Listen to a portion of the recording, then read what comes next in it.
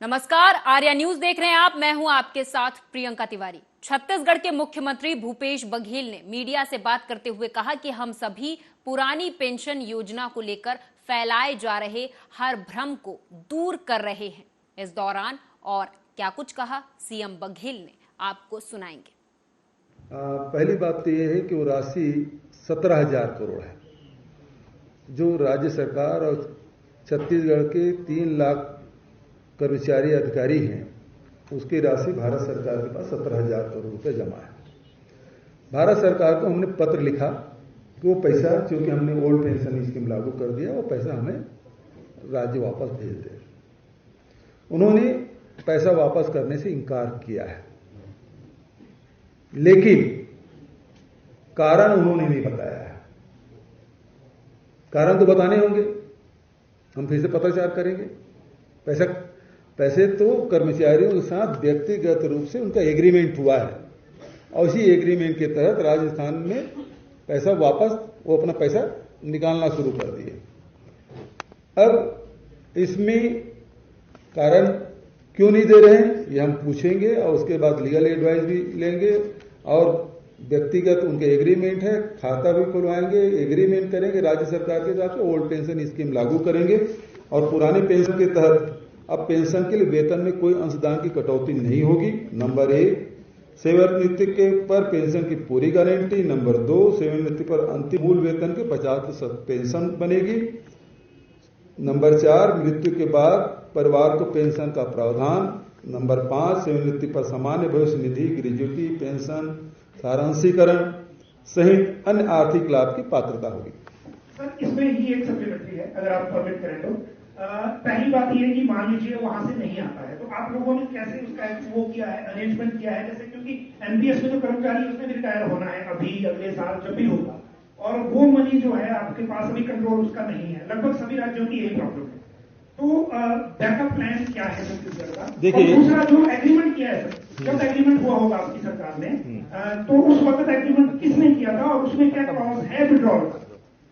देखिए, सबसे पहली बात तो ये है कि ये व्यक्तिगत जो खातेधारक हैं, जो कर्मचारी है, अधिकारी है, उनके साथ एग्रीमेंट है, वो पैसा तो कभी निकाल सकते हैं और पैसा निकाल के राज्य सरकार के साथ तो खाते में जमा कर सकते हैं, उसको रोक नहीं सकता कोई। और आगे से कटौती बंद होगी, जो काटा जाता था उनका, और जो काटा जाता था वो बंद हो जाएगा।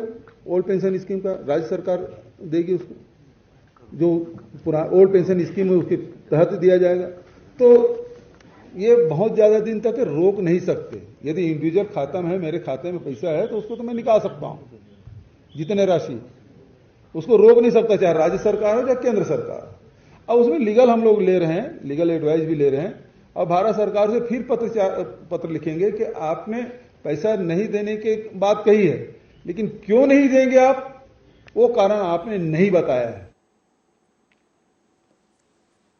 एमपी के सीएम शिवराज सिंह चौहान ने राज्य में खाद वितरण व्यवस्था की समीक्षा बैठक की। बैठक में सीएम ने संबंधित अफसरों को निर्देश दिया है कि खाद लेने के लिए कहीं भी किसानों को लंबी कतारों में ना लगना पड़े। साथ ही कंट्रोल रूम में लगातार निगरानी करने को कहा है। कलेक्टरों को खाद वितरण सुचारू रखने के लिए जिम्मेदार बनाया है।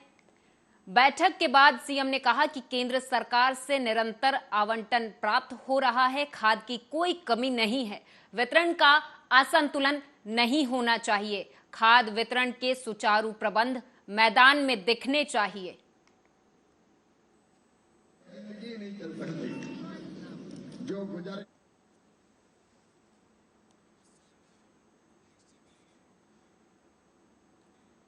केंद्रीय सड़क परिवहन मंत्री और राष्ट्रीय राजमार्ग मंत्री नितिन गडकरी मंडला पहुंचे, जहां उन्होंने 329 किलोमीटर की सड़क परियोजनाओं का शिलान्यास किया। इस परियोजना पर 1,261 करोड़ रुपए खर्च होंगे। इस दौरान केंद्रीय सड़क परिवहन और राजमार्ग मंत्री नितिन गडकरी ने कहा कि मंडला में प्रकृति निवास करती है। बरेला से और मुझे उसमें कोई कंपना नहीं लगता कि अगर गलती है तो उसके लिए माफी भी मांगनी चाहिए। आपका जो मंडला से जबलपुर रोड है, उसमें बरेला से मंडला ये 400 करोड़ का 63 किलोमीटर 2 लेन पेव शोल्डर का जो काम हो रहा है उससे मैं संतुष्ट। एमपी के गृह मंत्री नरोत्तम मिश्रा ने मीडिया से बात करते हुए कांग्रेस पर हमला बोला है। एक तरफ जहां उन्होंने भारत जोड़ो यात्रा पर बयान दिया है तो वहीं दूसरी तरफ उन्होंने कमलनाथ को भी घेरा है। जो सत्र होता है उसमें तो बात रखते नहीं है, फिर कहते हैं सत्र बड़ा कर दो। हल्ला मचाने के लिए सत्र नहीं होते हैं और इसलिए उन्हें ये ध्यान रहे कि जो सत्र है एक बार तो कभी सार्थक चर्चा करके दिखाएं। जब चर्चा की बात आती है तब हल्ला करते हैं, तब पलायन करते हैं। मुख्यमंत्री तक का तो भाषण सुनते नहीं। ऑनर किलिंग शब्द का प्रयोग किया गया है, पर यह दरअसल पड़ोस की एक बच्ची को, धीरू जाटव नाम का बच्चा 2 साल पहले ले गया था। अब उस बच्ची के भी बच्चा है।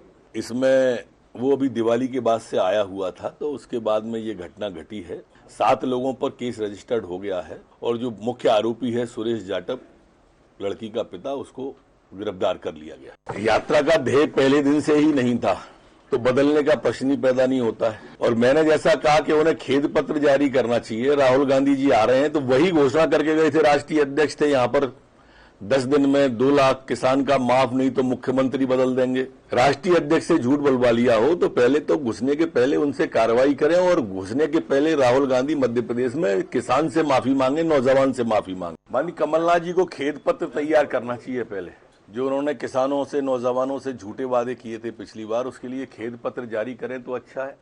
और वैसे भी नए वचन पत्र को बनाने की जरूरत क्या है, पुराने वाले वचन पत्र की तारीखें बदल दे बस, क्योंकि किया तो उसमें भी कुछ नहीं है ना, तो तारीख बदल दे।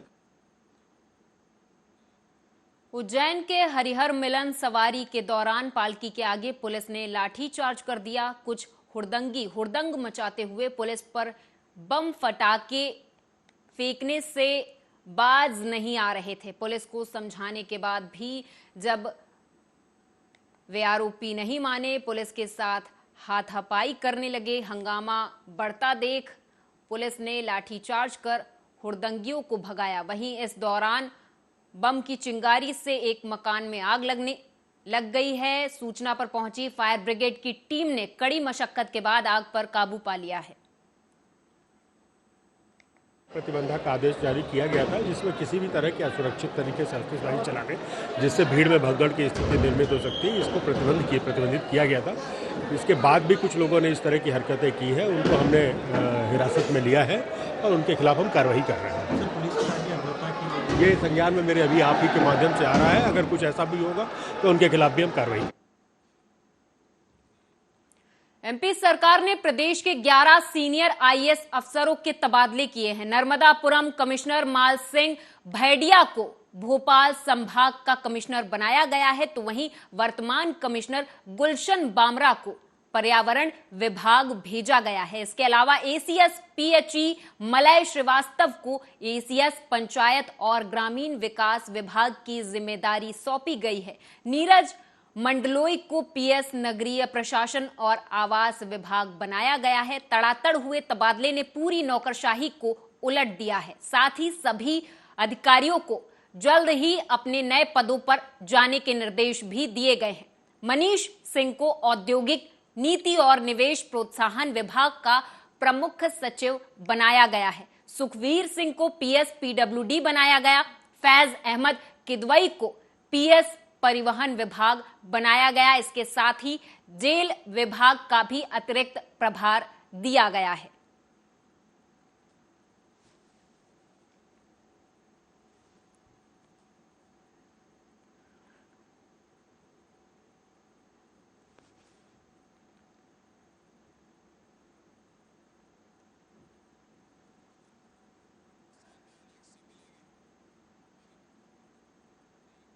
ग्वालियर में सड़क पर नशे में धुत 2 दोस्त आपस में भिड़ गए। दरअसल दोनों पहले सड़क पर केक काटकर बर्थडे सेलिब्रेट कर रहे थे, फिर बर्थडे बॉय के नशे में धुत दोस्त आपस में भिड़ गए।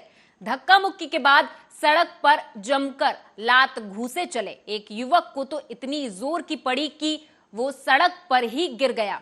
पूरी घटना का वीडियो सोशल मीडिया पर जमकर वायरल हो रहा है। पुलिस ने वायरल वीडियो का संज्ञान लेते हुए आरोपियों की तलाश शुरू कर दी है।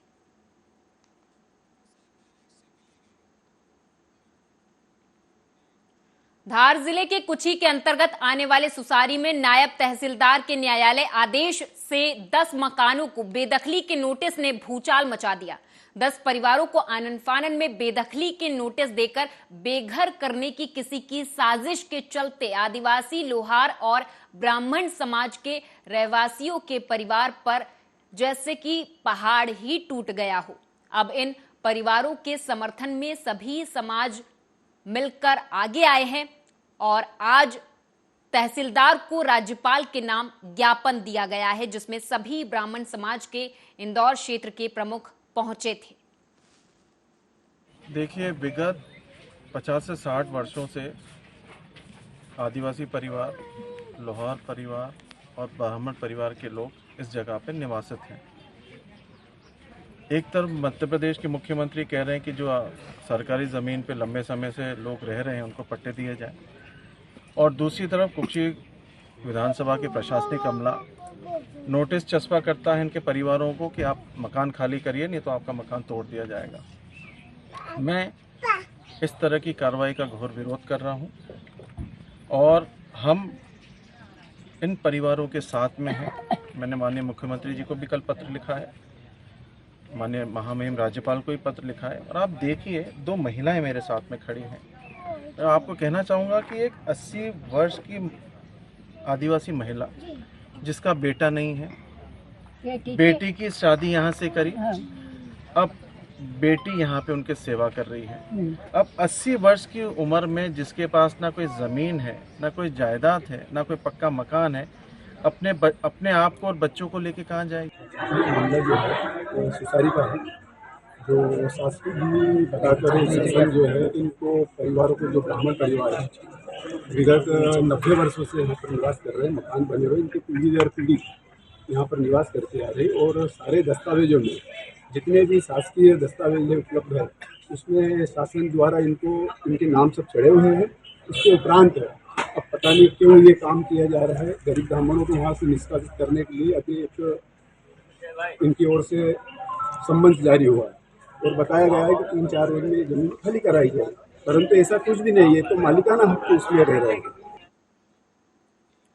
यूपी के लखनऊ से खबर है। बता दें कि मोहनलालगंज के लालपुर स्थित आंगनबाड़ी में अभिनेत्री प्रियंका चोपड़ा पहुंची, जहां वे स्कूली छात्र छात्राओं से भी मिली। दरअसल प्रियंका चोपड़ा यूनिसेफ की ग्लोबल गुडविल एम्बेसडर हैं। बता दें कि यूनिसेफ के सामाजिक सरोकारों से जुड़े कार्यक्रम में प्रियंका चोपड़ा शामिल होंगी। Right now, I'm in Lucknow, India with UNICEF, and I'm really looking forward to this field visit. I've spent a few of my childhood years at school in Lucknow. I have family and friends here, and I'm keen to understand how the needle has shifted for women and children in the state of Uttar Pradesh. I want to see firsthand how technology and innovation is making that shift at scale. Across India, gender equality results in unequal opportunities, and it is the girls that are most disadvantaged. We're visiting various UNICEF partners to see the work that's being done with the aim to end violence and discrimination against girls. I will hear about the challenges they face in everyday life and see the solutions on hand. Because what is needed is solutions at scale. As I've said often enough, women and girls are the key in building better futures, not just for themselves, but for their communities. Raebareli के डलमऊ में प्रांतीय कार्तिक पूर्णिमा मेला और डलमऊ महोत्सव का आज से शुभारंभ हो गया है। इस महोत्सव में भारी संख्या में श्रद्धालु पहुंच रहे हैं। सांस्कृतिक प्रदर्शनी 7 नवंबर से 13 नवंबर तक चलेगी। सांस्कृतिक प्रदर्शनी में विशाल खादी, ग्रामोद्योग, हथकरघा, हैंडीक्राफ्ट, हैंडलूम प्रदर्शनी, भजन गीत, लोक नृत्य और सांस्कृतिक कार्यक्रमों का आयोजन किया जाएगा। कार्यक्रम के संयोजक नगर पंचायत अध्यक्ष पंडित ब्रजेश दत्त गौड़ ने कहा कि इस आयोजन को भव्य और ऐतिहासिक बनाया जाएगा। साथ ही इस आयोजन में लोगों की भागीदारी बढ़ाने की भी अपील की गई है।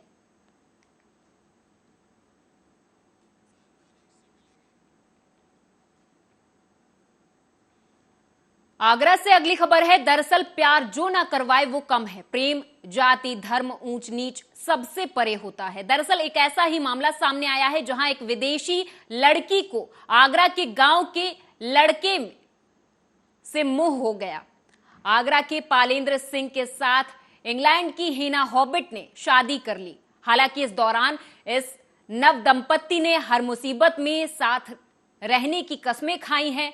दरअसल सोशल मीडिया के जरिए पालेंद्र की दोस्ती इंग्लैंड की हीना हॉबिट से हुई थी। 3 साल के अफेयर के बाद परिवार की सहमति से दोनों ने शादी करने का निर्णय लिया।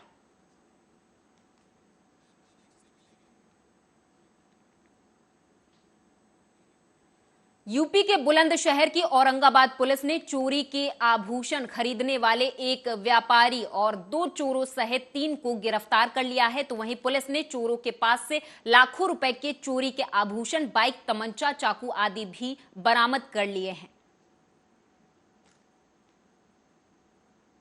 जैसा कि आपको पहले से पता है, 1/2 नवंबर की रात को विवेक ज्वेलर्स नाम की दुकान है सराफा बाजार औरंगाबाद के अंदर, वहाँ हमें सूचना प्राप्त हुई थी सुबह की रात को वहाँ पे चोरी हो गई है। और जो चोर है, मेरे और SHO साहब स्वयं हम लोग घटनास्थल पे उपस्थित थे। चोर जो है अंदर पीछे के रास्ते से घुसे थे और उन्होंने चोरी की थी और इसमें कुछ चांदी का सामान और सोने का सामान गया था उन लोगों का। तो हमारी टीम तब से लगातार काम कर रही थी। ऐसा हमें पहले भी सूचना आई थी कि जहांगीराबाद के अंदर इसी तरह की कोई कार्रवाई हुई है, तो इंस्पेक्टर जहांगीराबाद भी इनके पीछे लगे हुए थे। फिर 5 नवंबर को एक संदिग्ध व्यक्ति को चेकिंग के दौरान पकड़ा गया था और उसे मुठभेड़ में गिरफ्तार करके भेजा गया था। उससे हमें कुछ नाम प्रकाश में आए थे कि कुछ ऐसे लोग हैं जो इस तरह की घटनाएं करते हैं। गोरखपुर से अगली खबर है। दरअसल छात्रों ने अपनी मांगों को लेकर धरना करना शुरू कर दिया है, मोर्चा खोल दिया है। इसी को लेकर छात्रों ने कुलपति आवास के बाहर धरना दिया है। तो वहीं मीडिया से बात करते हुए छात्रों ने क्या कुछ कहा, आपको सुनाएंगे। देखिए, हमारी तो एक ही मांग है कि ये लोग जो है आंतरिक राजनीति के चलते, है ना, 360 बच्चे 5th सेमेस्टर में हैं, ला के 5th सेमेस्टर में 360 बच्चे हैं और लगभग 300 से ऊपर बच्चों को जनरल मार्किंग करके 22 नंबर, 24 नंबर, 25 नंबर, एक 2 नंबर से बैक कर दिया गया एक ही पेपर में।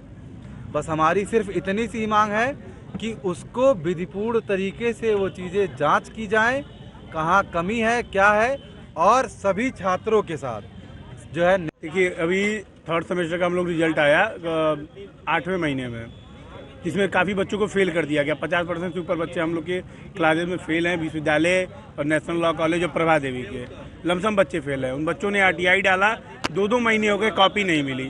4th सेमेस्टर का रिजल्ट आया, फिर से 2 विषय में फेल कर दिए गए। RTI उसमें भी बच्चे डाल रहे हैं, लेकिन कॉपी कब तक मिलेगी कोई पता नहीं। उसके बाद पेपर आ जाएगा, पेपर देंगे बच्चे जो फेल हैं, वो पढ़ के पेपर दिए, उनको फेल कर दिया गया। अब कॉपी वो देखे ही नहीं, अपना पेपर आ गया, सही भी है तो भी वो फेल है। हमारी बस यही मांगे हैं कि जो भी है, या तो आप सभी बच्चों को पुनः अच्छे से मूल्यांकन कर पास करिए, या जब तक वो RTI के माध्यम से अपनी कॉपी देख नहीं लेते तब तक आगे कोई भी कार्य आगे न बढ़े। उन्नाव के हसनगंज तहसील दिवस के मौके पर लखनऊ मंडल की मंडलायुक्त रोशन जैकब की अध्यक्षता में तहसील दिवस संपन्न हुआ। तहसील दिवस में पहुंची मंडलायुक्त और जिलाधिकारी ने आए हुए फरियादियों की फरियाद सुन उन्हें समय से निस्तारित करने के आदेश अधिकारियों को दिए हैं।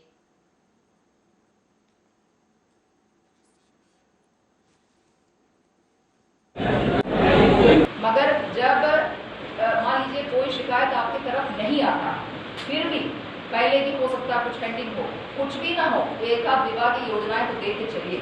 एक्सीएन PWD एक चैंसलर आना बड़ी बात है, DM कमिश्नर आना उतनी बड़ी बात नहीं है, क्योंकि PWD की एक्सीएन या बिजली की एक्सीएन पाया जाना और मुश्किल काम है। DM से तो लोग फिर भी मिल पाएंगे आसानी से। तो जब एक्सीएन PWD यहाँ आए हुए हैं तो अपने सड़कों को देख के चले।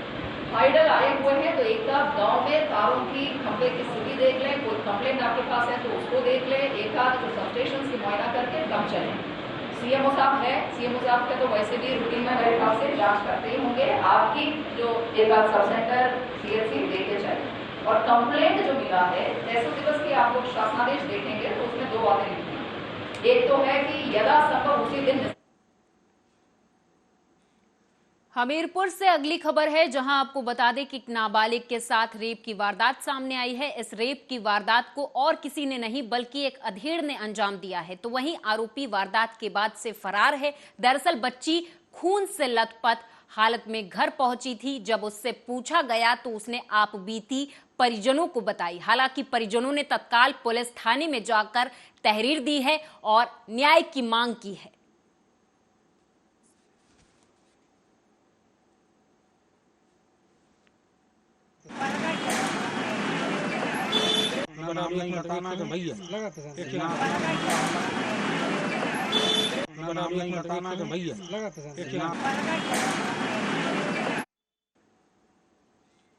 इस खास पेशकश में मेरे साथ अभी के लिए बस इतना ही। आप देखते रहें आर्या न्यूज।